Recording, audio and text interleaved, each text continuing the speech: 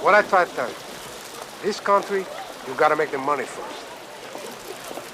Then when you get the money, you get the power. Then when you get the power, then you get the woman. This instructional video is going to take a look at the gangster genre. Now before we dive deep into this topic, allow me to give you a brief summary of what this genre is and what you will mostly find in it. The gangster genre is a style of films that often focus on gangs and organized crime, often dealing with criminal organizations, both big and small, show them performing a series of illegal activities such as stealing, killing, and drug dealing, just to name a few. Many of these films from this genre often focus on someone seeking power, them retrieving it, and what events took place that leads to their downfall. There are many different types of gangster movies, some of which based on true events, and some are just fictional or loosely based on real-life gangsters. But before we get into that, let's take a look at what started the genre in the first place. When we look into the early days of gangster films, we must first understand what inspired them to become a topic Hollywood became interested in. It all started in 1920 when the Prohibition in the United States was instated. Now, for those of you who don't know, Prohibition was when the United States had a constitutional ban on the production, transportation, sale, and consumption of alcoholic beverages. This meant that whenever someone wanted to have a drink, they would have to interact with criminals to do so. This activity was not often talked about or represented in film until 1927 with the film Underworld, directed by Josef von Sternberg, a film about a gangster kingpin who helps his alcoholic lawyer. While this does technically mark the start of the gangster genre, it didn't become popular until the 1930s with films such as Little Caesar, directed by Mervyn LeRoy, and Public Enemy, directed by William A. Wellman. These films became very popular during the time of the Great Depression because they served as a symbolic decay of morality and values in American society that was often feared that would happen because of the economic crisis.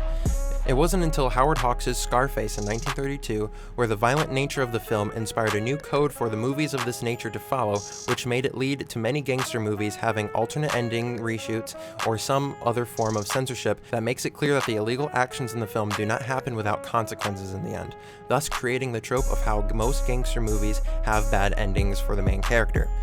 Throughout the years, this genre has gone through many alterations since its original start. Some of these style changes are due to a change in time period or a change in culture. The movie restrictions that was on gangster movies in the 30s has been lifted, and more of these films of this genre have become more violent, more obscene, and are depicting more harsher subject matters that were not allowed before. As this genre grew into different territories, many other styles of gangster films grew with it. There are countless styles and themes of gangster movies. If you look at movies from overseas and in different countries, you can see that many people have their own definition of what qualifies as a gangster movie, and how each have their own unique style worthy for its own genre and video discussing the matter. While the United States is mostly known for dealing with the traditional Italian mob-type gangster, there is another style that falls in the category of the gangster genre, and it is known as hood films. Hood films are a genre of gangster movies that focus on inner-city African American and Hispanic American culture and explores what organized crime looks like in those communities. This style of film was often overlooked due to racism and did not achieve popularity until the 90s. The most popular film to fit this category was 1991's Boys in the Hood, directed by John Singleton. Hood films often deal with wider subject matter that most traditional gangster movies don't cover and is a topic that deserves to be explored and deserving of its own video discussing the matter. It is easy to say that gangster movies have had a very heavy impact on pop culture. Many iconic scenes and styles have been duplicated and referenced in many forms of entertainment, whether it be movies, TV shows, and even video games. While many real-life gangster or mob events are used as an influence and basis for some movie plots and various characters in this genre, many movies themselves have rubbed off on one another and made impressions on various directors and actors as well.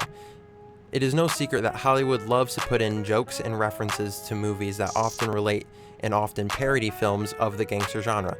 Some of the more noticeable references can be found with films such as The Godfather.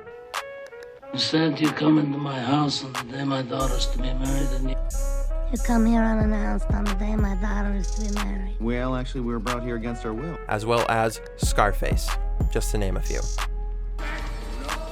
Say hello to my little friend! Say hello to my little friend, Scarface. There is no clear way to answer why gangster movies are important. Many people believe these films are important in many different ways and have special meaning to them or multiple meanings. Some people use these films as a way to learn about the actual event if it is a historical film, or to better understand the way someone's mind works when they are in the role of a criminal. Another popularly mentioned theory is that these films are important because they serve as a cautionary tale. It shows audiences what might happen and will happen if you are willing to do anything for power and success, and it shows that crime, while luxurious it may seem in some of these movies, is not something that we should attempt or idolize. You watch a lot of gangster movies, right? I've seen all of them. That's how I know what to do. Okay, how many of them have a happy ending? Yeah. Okay, but see, that's how I know it's gonna work, right? Because I've seen all the mistakes they made, and I'm not gonna make them same mistakes. And for others, these movies are important because they do serve as a good form of entertainment and escapism. There are many reasons as to why I personally like this topic and overall genre of film. The short answer is because I really enjoy the acting and dialogue most of these films have. The more thought-provoking response is that, like for many people, it is fun to fantasize what it would be like to be part of a mob or some form of organized crime, and the overall curiosity of seeing how a gangster rises to power and what leads to their downfall. Thank you for watching this video, and if you want to watch a gangster movie, my top 2 recommendations that are my personal favorites from this genre are 1990's Goodfellas, directed by Martin Scorsese, and 1983's Scarface, directed by Brian De Palma. That concludes my video on the gangster genre. Thank you for watching, and have a nice day.